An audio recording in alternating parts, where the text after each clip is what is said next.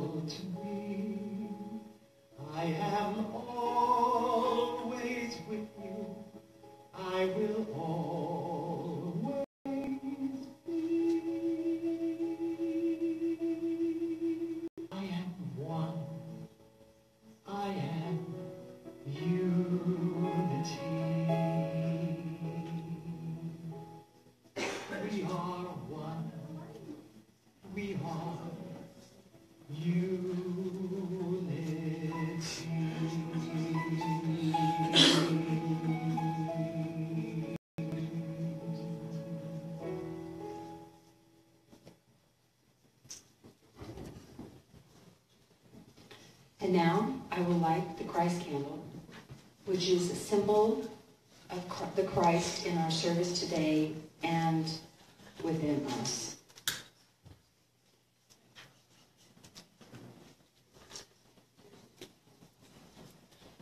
Thank you for the beautiful flowers, Charlene. My favorite. Right. And if you will join me in singing the welcome song, which is My Soul is Welcome Here. This is a fun song. You'll stand and sing with me.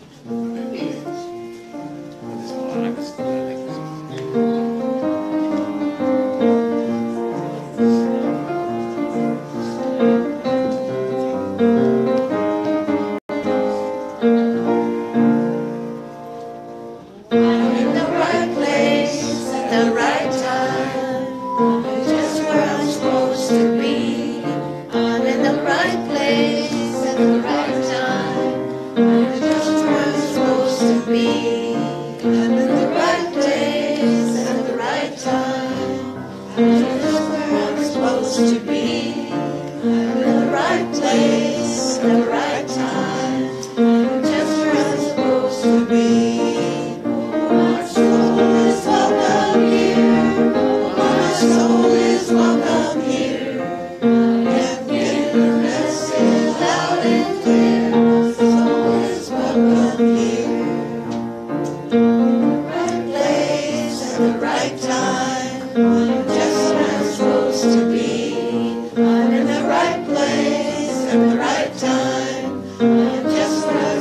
close to me. My soul is welcome here. My soul is welcome here. My spirit is loud and clear. My soul is welcome here. Welcome here. My soul is welcome here. This is loud and clear. My soul is welcome here. I am getting this is loud and clear. My soul is welcome here. My soul is welcome here. My soul is welcome here. Yeah, I like that. Yeah, that's good. Fun. I like happy songs. Yes. We didn't do it 12 times, but that's okay. Fantastic. And now, if you all will welcome each other.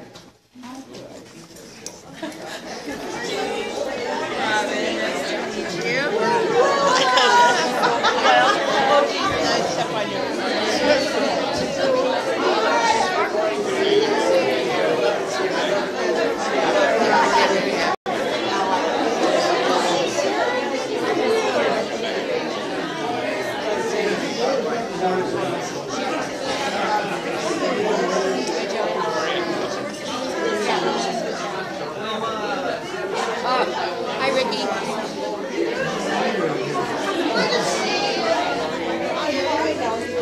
It is good to see you. I'm just kidding. You guys do. Good morning. Gorgeous.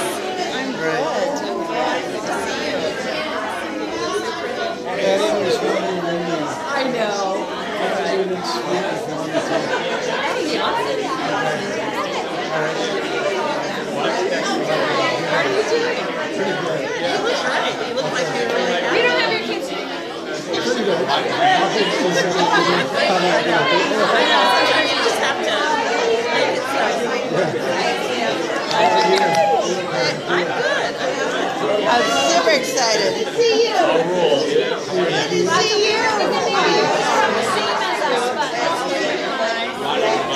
Yeah, we get Hi, Rick. Good to see you. Good. How are you?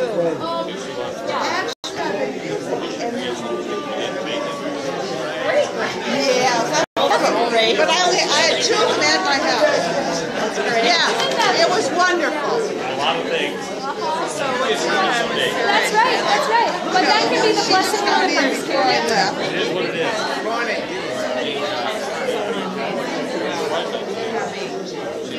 Being more social than you. She went that way, the more she gets. There you go. We're doing the loop. I got you. So you're on today, huh? Good to see you.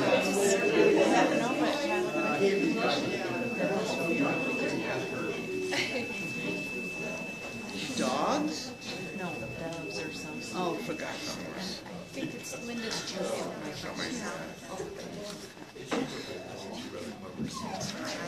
Thank you. I should have known 10 minutes doing that, for sure, at least. I want to remind you, real quick, so we have a lovely potluck tonight, or today, after the service, and maybe tonight. And you are all invited to come downstairs and join us. We have plenty of food. Please come join us. And now, I would like to read to you from the Daily Word. Spirit provides all that I need for triumphant living. On Sunday, April the 2nd, 2017. There are times when I have pulled through adversity, loss, or trauma. Some of these victories were not easy because I resisted at first. Other times I may have struggled with feelings lost and alone, but my faith assured me that God and I are one. God is always with me. This knowledge strengthens my faith, wisdom, and peace of mind. The spiritual tools that I need as I move forward in faith and courage are the knowledge that I have. I willingly meet all events in my life by viewing them as growth opportunities. The triumphant pattern of my life is woven. Through prayer, I follow divine inner guidance, tapping into my creativity and engaging in the effective joy of collaboration. Spirit provides all that I need for triumphant living. But be thanks to God, who in Christ always leads us in triumphal procession. 2 Corinthians 2:14. I saw a great bumper sticker the other day that talked about, it said, another learning opportunity. Okay, I thought that was great. And now if you'll join me in praying the Unity Foundation principle. There is only one presence and one power in the universe and in my life, God, the good, omnipotent. If you'll stand now and join me in singing. Wait, are we going to sing this together? Are you sing? Okay, great. Please stand and sing. Surely the presence. Oh, I like that song. And Karen is going to accompany us. How awesome. Velma and I are starting a little band. And Velma, okay. It's our first. Your first gig? This is your first premiere. Oh, I know it. I'll be there. All right. Surely the presence of the Lord is in this place. I can feel His mighty power and His grace. I can feel the rush of angels' wings, glory on each face. Surely the presence of the Lord is in this place.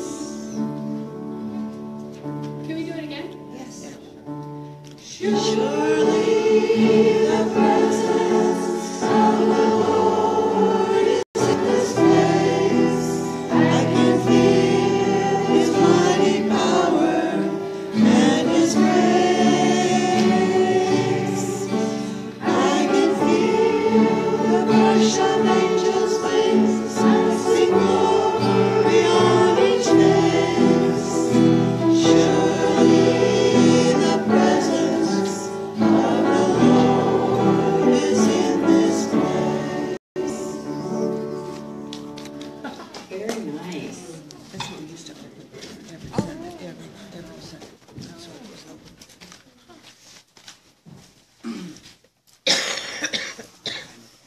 All right, so our upcoming events. April 9th, we will hear from the Reverend Culliver Brookman. April 16th, which is Easter Sunday, Reverend Daniel Egnew will be here with her message. April 23rd, Reverend Terry Steinbrink. Terry Steinbrink. I love that name. April 30th, Reverend Terry Steinbrink will be with us again. Wonderful. We always love hearing from Terry. And our choir practice dates for Easter Sunday. Okay, let me read that again. Choir practice dates, preparing for Easter Sunday, will be Sunday, April the 2nd at 11:30, Sunday, April the 9th at 11:15. Sunday, April the 16th will be the Sunday music service, which is Easter Sunday. And thank you so much, Jane, for all of your hard work and your coordination and everything. If you have any questions, please see Jane. Also, Charlene Inglis, our Unity Prayer Chaplain, is in the house. And she is available to pray with you after the service. She is a very powerful prayer chaplain. And you will feel better after spending time with Charlene, I guarantee. Our Holy Week activities.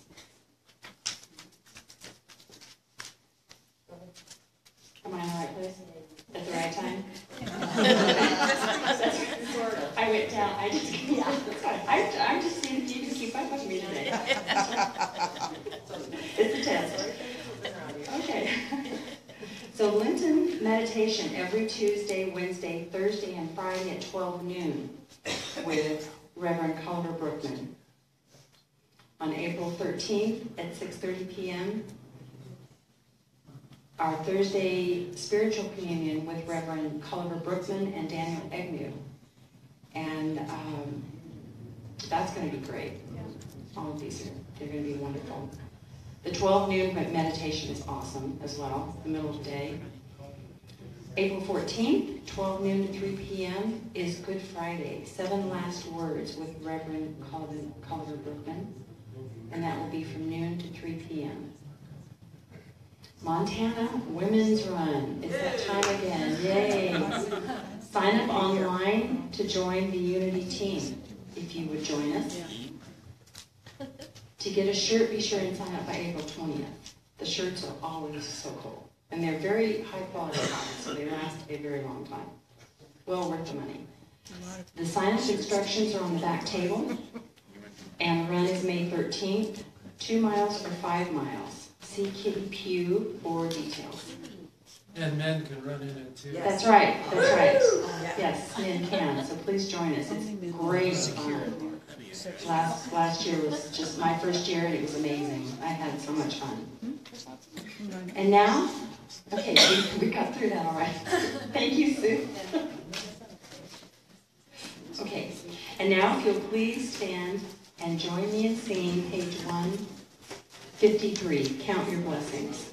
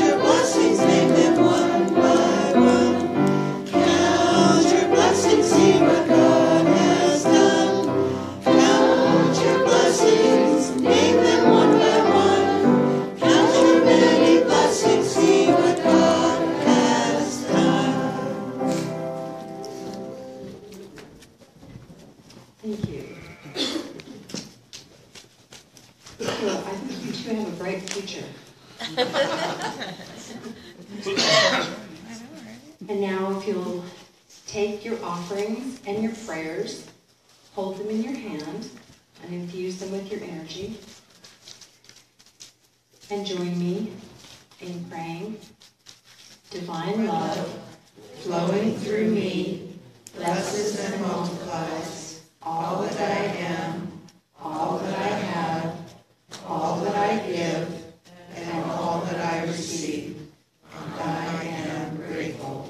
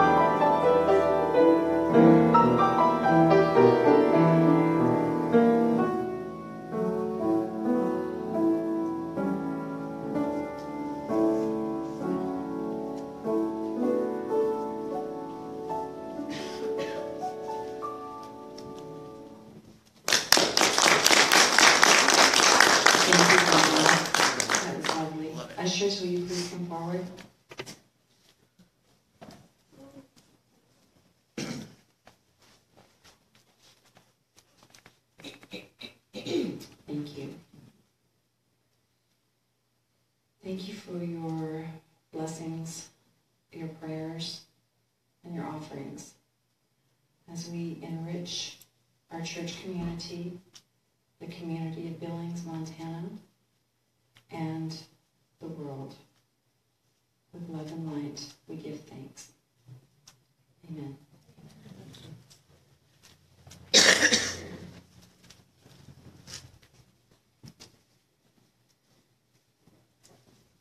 All right, will you please join me in standing and singing page 21.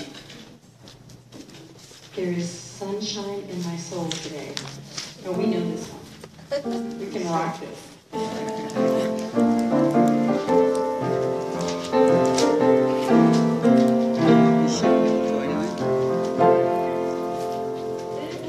Sunshine in my soul today. It is glorious and bright, ever glowing with the morning ray. For Jesus is my light. Oh, the sunshine, blessed sunshine, as the peaceful, happy moments roll. For I behold the Christ in every face, and there's sunshine in my soul. There is springtime in my soul today. I know the Lord is near. The notes of peace in my heart, the joys of grace appear. The sunshine, blessed sunshine, as the peaceful, happy moments roll. For I behold the Christ in every face, and the sunshine in my soul. There is gladness in my soul today, and hope and love and praise. For blessings which He gives me now are brightening all my days. For sunshine, blessed sunshine, in the peaceful, happy moments roll. For I behold the Christ in every face, and there's sunshine in my soul. Beautiful. Nicely done. And now it's with great pleasure that I welcome Reverend Karen Brannon.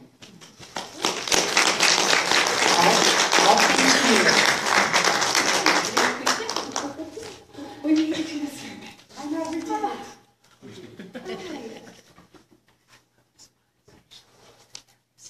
How many people coming in this morning felt like there was sunshine in your soul? Right. Some people are like,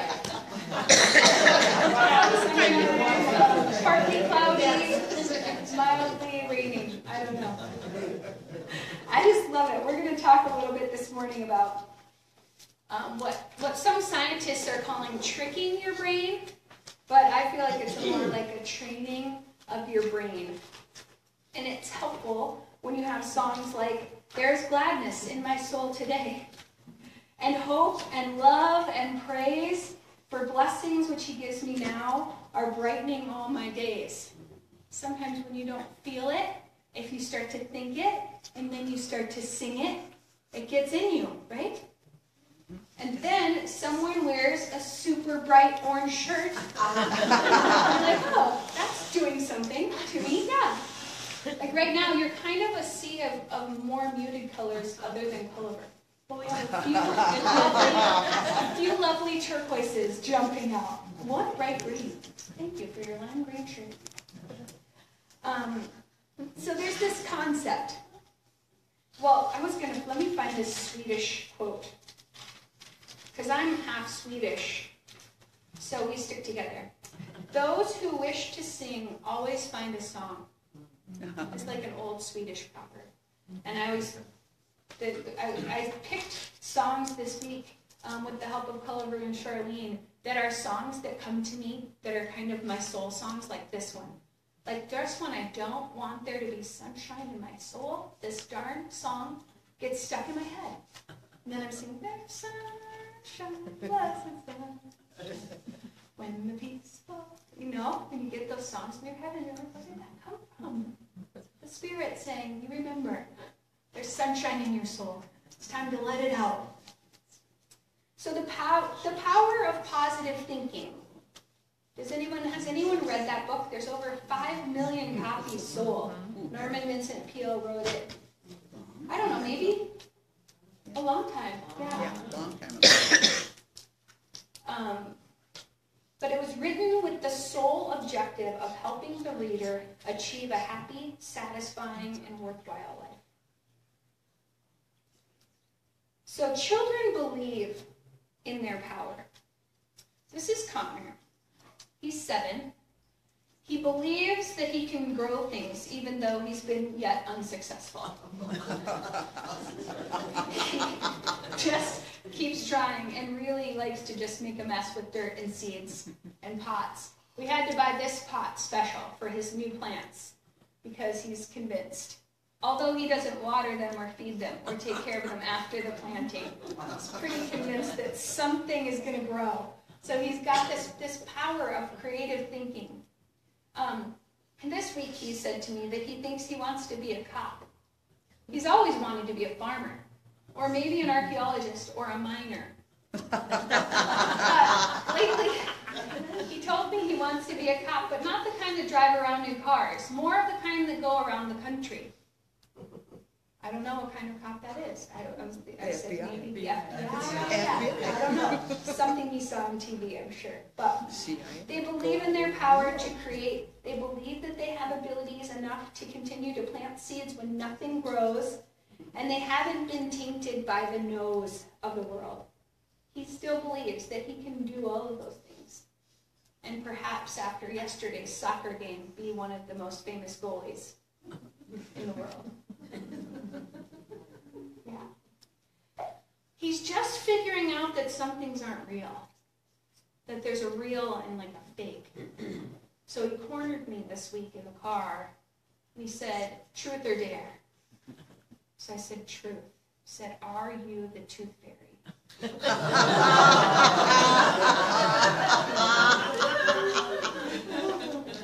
I mean, there are young people in the room, so I'm not going to clarify. But that was tricky, because I'm the stepmom. I don't want to, like, ruin stuff, you know? But he's just figuring out. Abraham Maslow says, what is necessary to change a person is to change his awareness of himself or herself. Our feelings are impacted by our thoughts and our perceptions. Have you seen this one? Oh, yeah. What do you see first, the young beauty or the old hag? Yeah. I feel like I'm always proud that I see the young beauty first, and it takes me a second to see the old hag. Can you see her? No? You see her? So the beauty, see her face is looking away, and she has kind of a feather in her hair. You see that one? So it's just kind of her profile. So if you turn, her ear becomes the old hag's eye. And her chin, the beautiful chin, becomes the old hag's nose. And then it's her mouth, is that the ugly chin. You don't see it. She has kind of like a feather boa, the old hag. So she's kind of has like a feather boa, and her hair is like the wavy. She has a big pronounced chin, like a Jay Leno chin. Yeah. It's our perceptions, isn't it? The way that we view our picture, the way that we view the pictures of our life. I've been reading these old Chicken Soup for the Souls, and there's one called The Window.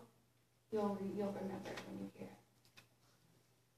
There were once 2 men, both seriously ill, in the same small room of a great hospital. Quite a small room. It had only one window, looking out on the world. One of the men, as part of his treatment, was allowed to sit up in bed for an hour in the afternoon, something to do with draining the fluid from his lungs. His bed was next to the window, but the other man had to spend all of his time laying flat on his back. Every afternoon, when the man next to the window was propped up for his hour, he would pass the time by describing what he would see outside. The window apparently overlooked a park where there was a lake. There were ducks and swans in the lake. Children came to throw them bread and sail model boats. Young lovers walked hand in hand beneath the trees, and there were flowers and stretches of grass, games of softball, and at the back, behind the fringe of trees, was a fine view of the city skyline. The man on his back would listen to the other man describe all of this, enjoying every minute. He heard how a child nearly fell into the lake and how beautiful the girls were in their summer dresses. His friend describes his friend's descriptions, eventually made him feel he could almost see what was happening outside. Then one fine afternoon, the thought struck him. Why should the man next to the window have all the pleasure of seeing what was going on? Why shouldn't he get the chance? He felt ashamed, but the more he tried not to think like that, the worse he wanted to change. He'd do anything. One night as he stared at the ceiling, the other man suddenly woke up coughing and choking, his hands groping for the button that would bring the nurse running, but the man watched without moving, even when the sound of breathing stopped. In the morning, the nurse found the other man dead and quietly took his body away. As soon as it seemed decent, the man asked if he could switch to the bed next to the window. So they moved him, tucked him in, and made him quite comfortable.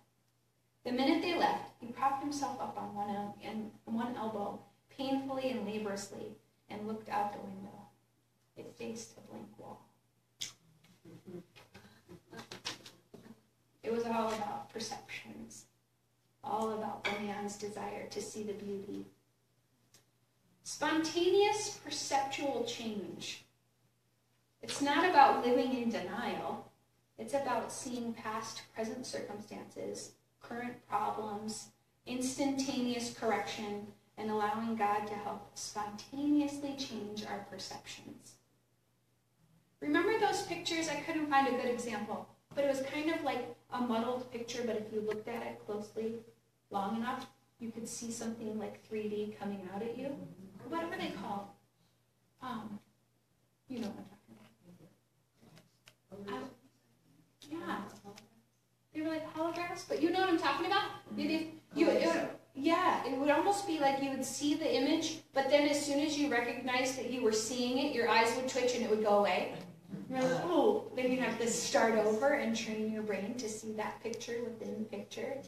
That's what I'm talking about, is training our brains to see the picture within the picture. What is God doing in our picture that we're not immediately seeing? So yesterday, I tend to try and be a cheery, happy person. My name is Pure Joy, so I tried to show that on my face, especially when I'm at work, knowing that there's balance, right, between working at a hospital where people are in pain and agony and seeing their family and friends. So you don't want to be too exuberantly joyful, but pleasantly smiling at those people who you see and saying hello and good morning and interacting with your workers, your coworkers. So I surprisingly got called in yesterday to work because one of the other chaplains was sick. So I had the blessed surprise of working on a Saturday. So I took it and I thought, I'm going to go. And I just had this overwhelming sense yesterday of fear. Just was feeling fearful. So in the morning, I did everything I could, right? I'm preaching on it tomorrow. I had to rethink. I had to see the picture within the picture, trying to change my perceptions of the day. So I was FaceTiming with my niece and talking with her because she gets married in 2 weeks in Phoenix. So they're kind of wrapping up their last minute details and all those things that are so exciting. I was talking to her and spending time, and before I knew it, it wasn't so bad to be working on a Saturday, and then I got to go watch our boys play soccer. It was lovely. So then I tried a little experiment when I went back in the afternoon. I tried with all my might. It didn't last too long, but I went as long as I could without smiling. I tried to just not smile. And I tried to just change my demeanor so that I was kind of walking, well, like looking down, because if I wasn't smiling at people, I felt kind of rude, so I just was trying to kind of look down. And then I had this sense of like, it's awful to be downcast. Downcast. It's awful. It feels awful. Your shoulders are rounded. You don't see people. You just see the floor. And I just was amazed at how many people walk around like that every day. And I thought just the simple act of putting your shoulders up changes your perception, doesn't it? Just lifting your chin. And then perhaps, spontaneously, a smile will erupt. But many, many people walk by, just down there. And then I got that song in my head. Why sit downcast, oh my soul, put your hope in God. No? Nobody? Just me? Guys, you need to get out more. There's a world of songs that we just don't know. We're reminded of it regularly. But that's a song, and it just got in my head. I was like, wow, that's what it means to be downcast. But I think Scripture, our spirits within us remind us that all we have to do is ask, and it will be given to us. Seek, and you will find it. Knock, and the door will be open to you. There's a theological and a psychological benefit to tricking and or training our minds to change our feelings. Another thing that helps me is pictures, right? I'm going to come back to this picture. But look at this. The best way to pay for a lovely moment is to inquire. So my niece is trying to get people to not take pictures at the wedding. It's kind of their photographer is like, hey, I'm the photographer, so that should be the only photographer. So they're trying to gently find a way to ask people to not take pictures with their phones. So she's tried to change it. The perception is we want you to just come and be and enjoy the moment, not photograph it. We'll see how it goes. Speaking of photographs, this is a picture my friend Christian took this week. The guy doesn't sleep because these are always sunrises. He's always taking sunrise pictures. But this is in California. And there's that beautiful cactus. But sometimes I just have to change my mental picture to get a new perception of what's going on. Practicing gratitude produces higher flows of reward-related neurotransmitters like dopamine and norepinephrine. That one, this other good one that helps us. Keeping our brains busy thinking good thoughts makes it actually stronger. It actually builds and strengthens synapses in your brain. They did a study of London cab drivers who have to kind of think about, I don't know if you've been to London, but the streets are all wonky, and they have to memorize the streets. And so they've actually trained their hippocampus, that part of your brain that helps you kind of evaluate and know where you're going. It's actually thicker in their brains than in other people's brains because they've trained it so well. So that led them to do a study of people who meditate, and that actually thickens your insula, where you're tuned into your body's responses, not just mentally, but physically. That it actually physically benefits us to do this. We're doing a pain study, and we're finding that people who actually focus on happy memories, good facts, and good experiences have the ability to transcend current situations, including pain. It helps us to savor the moments and feel it in our toes. I was in New Orleans once, and we were eating some gumbo, and a woman yelled out, "Grandma, I found a toenail in this gumbo." While other people are still eating their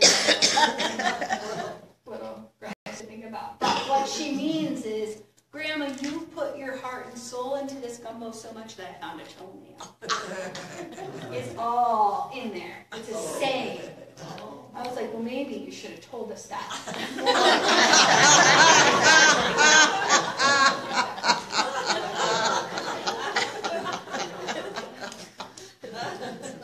But the ability to just feel it all the way down. So there's this woman, Amy Krauss Rosenthal. Ever heard of her? She passed a few weeks ago. And due to the nature of my job, I read the obituaries every day. Amy Krauss Rosenthal's obituary was in our paper, or in the email that I got. I can't remember the specifics. She was early 50s and just recently died of cancer. She wrote a singles ad for her husband about why you should marry my husband. Oh, she knew she was passing, and she's delightful. If you get a chance to look at her writings, she's written children's books and all sorts of things. But I was inspired by her TED Talk, where she's called the Ambassador of Lovely. What she decided to do on 8/8/08 at 8 p.m. in the evening, she invited people on, that follow her, to meet her at the Bean in Chicago, that big silver bean, 8/8/08. Whoever wanted to come, let's come and just create something lovely. She said, I'll be the woman with the yellow umbrella. So people came. You can see it on YouTube if you wanted to look it up. People came from all over. She was overwhelmed. Hundreds of people came. And they just did little things. She was like, whoever wants to be involved in a dance, join this group. Whoever wants to be involved in a song, join this group. And they just went and created something lovely. Well, then 9/9/9 came. So they did it again. 10/10/10, she invited people as well. And I can't remember if it was 10/10/10 or 11/11/11. But then she finally had the last opportunity, 12/12/12, right? Which is something different. She invited people to beckon the lovely, to let go of the unlovely, to just call out the lovely in others. And what she had them do was take yellow sticky pads and invited them and just wrote beckon the lovely on it. So what I want to do this morning is just to encourage us that if we train our brains to change our bodies, to beckon the lovely, to bring forward the sunshine, we can be an impact to our own worlds. And I was reading Charlene's prayer request yesterday about the white light of healing, and I just thought about how the yellow light can be an inspiration to us as well, to be joyful and to look for the lovely, to look for the inspiration in everything that we do. And how fitting, Charlene, that you brought these lovely yellow flowers. So what I'm going to do is I'm just going to pass these around to people. Take some if you'd like. And what I encourage you to do is take them with you and find ways that you can beckon the lovely in your own lives. Maybe it's by leaving yourself an inspirational note. Maybe it's by making a new note every day and putting it on your mirror while you get ready. Maybe it's something else. Maybe this will simply act as a reminder to you to beckon the lovely.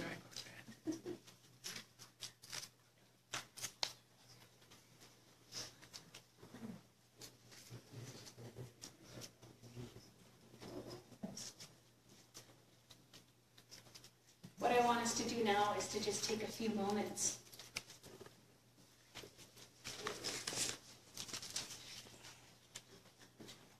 just to recall a happy moment, a happy memory. We were just talking about selective memory, how some of us have a hard time letting go of the unlovely in our memories and embracing the lovely. But just even as you start to reflect and recall that memory, just wiggle your toes so that you feel it. I want you to start feeling it in your toes.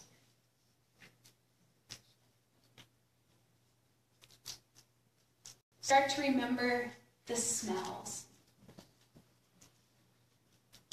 What did it smell like?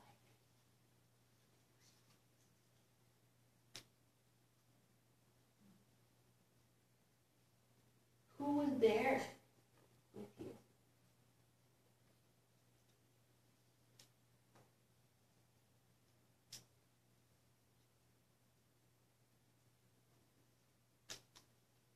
Look around in your memory, in your mind's eye. Maybe there's some things you didn't notice before.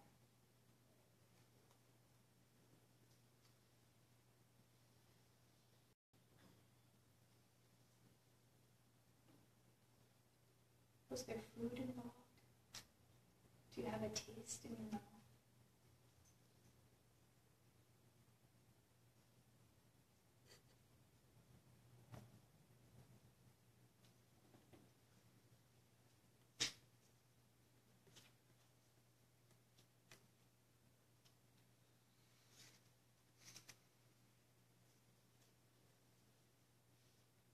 Allow that happy memory to just flood your whole body from your fingertips to the top of your head to your biggest toes.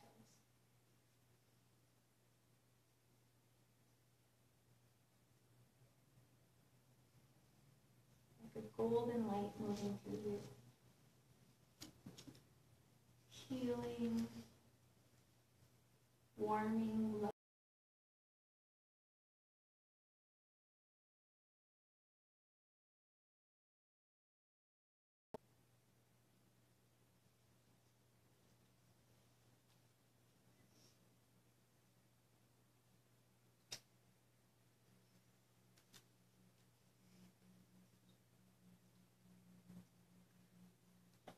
Like a fresh spring rain.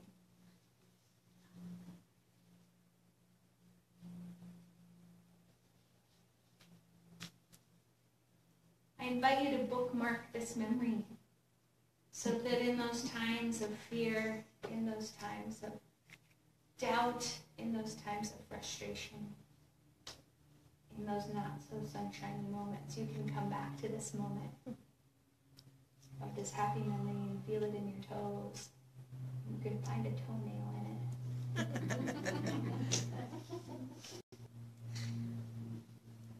Spirit, we lift hearts of gratitude today for this time that we can spend together. There is something sacred and holy about this place, and it's you, it's us, it's our hearts lifted and growing together that make it sacred.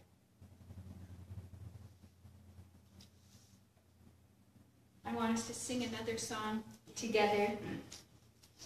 This is another one of my heart songs that gets stuck in my head even when I don't want it to. I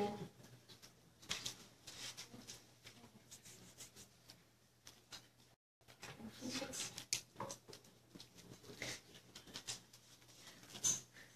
number 329.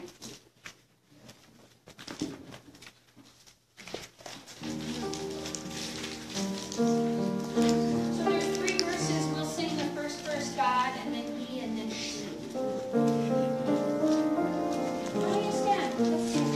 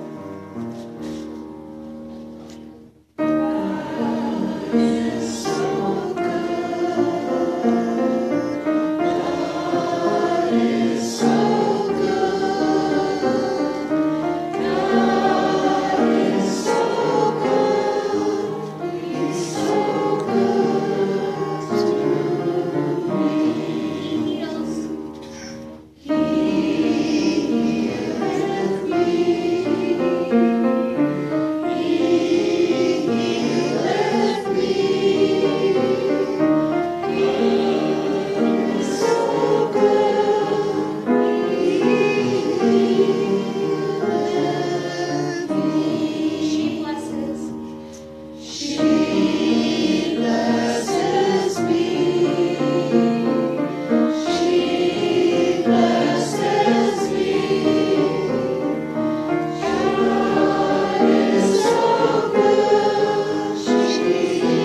blesses. Can we sing it again with no hymnals? Can you do it? Let's do it. I'll lead you, but just sing it, okay? Do whatever it is. Like, I have to move with this song. So whatever it is that you want to That's a do, good dance. just sing this song one more time. Let's do that, okay?